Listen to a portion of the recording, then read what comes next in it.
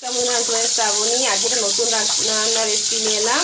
এটা হলো কাতলা মাছ। এবং কাতলা মাছের শুধু পেটি, দেখো এই যে পেটি ভাজছি, এখানে পেটি রয়েছে। এই পেটি শুধু ঝাল করবো আজকে, ঝোল না, শুধু ঝাল করবো। এবং এই ঝালটা কীভাবে কী করবো সেটা তোমরা কত দিয়ে দেখতে রাখো। শুধু কাতলা মাছের পেটির ঝাল দারুণ খেতে। আর এই কাতলা মাছটা অনেক বড়োই ছিল, তো মাছটা আমি আগে ভেজে নিই। মাছগুলো সব লুচির মতো ফুলে গেছে। এটা পাকা কাতলা মাছ যাকে বলে, এই জন্য এরকম দেখো ফুলে উঠছে, একদম পুরো এরকম ফুলে গেছে। ঝালটা করবো, কালো জিরে ফোড়ন দিলাম, একটা ছোটো মাঝারি জায়গায় টমেটো ছিল কেটে দিলাম, দিয়ে এবার টমেটোটাকে পুরো নরম করে নিই। তারপরে এর মধ্যে নুনটা দিয়ে দিলাম, নুনটা নরম হয়ে গেল। এরকম এর মধ্যে আদা, পেঁয়াজ, রসুন, কাঁচা লঙ্কা বেটে রেখেছি একসঙ্গে, এটা আগে দিয়ে দিই, বাকি মশলাটা পরে দিচ্ছি। এবার একটুখানি নেড়ে নিই, পেঁয়াজের গন্ধটা একটু কম যাক, তারপর অন্য মশলাটা দেবো।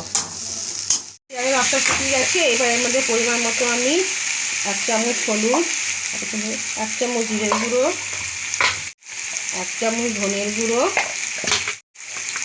1 চামচ লাল লঙ্কার গুঁড়ো, 1 চামচ না 1/2 চামচ দিলাম, আর দেবো কালারের জন্য কাশ্মীরি লঙ্কা, আর একটু সামান্য চিনি দেবো।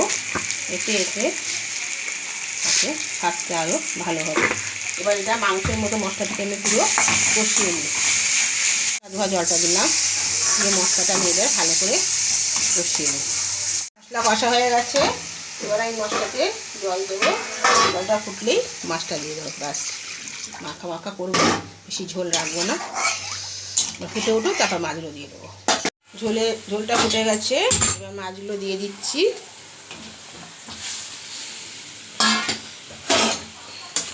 নেড়ে দিই, একটু কমিয়ে 5 মিনিট রাখলেই মাছটা আমার হয়ে যাবে।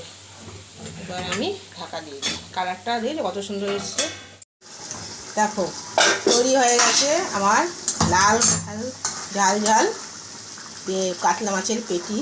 একদম অনুষ্ঠান বাড়ির মতোই কালারটা পুরো চলে এসছে। এটা কিন্তু অসাধারণ। এটা নিভিয়ে গরম মশলাটা দিয়ে দিই, তাহলেই আমার কমপ্লিট হয়ে গেছে। এবার নামিয়ে নিচ্ছি।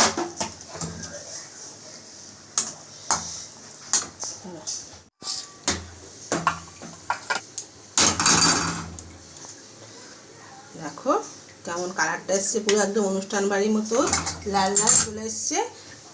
একদম খুব তাড়াতাড়ি জিনিসটা করা হয়ে গেল। তোমাদের কেমন লাগলো অবশ্যই কমেন্ট করে জানাবে। ভালো লাগলে সাবস্ক্রাইব করে বেল আইকনটা প্রেস করতে ভুলো না। সকলকে দেখার জন্য ধন্যবাদ।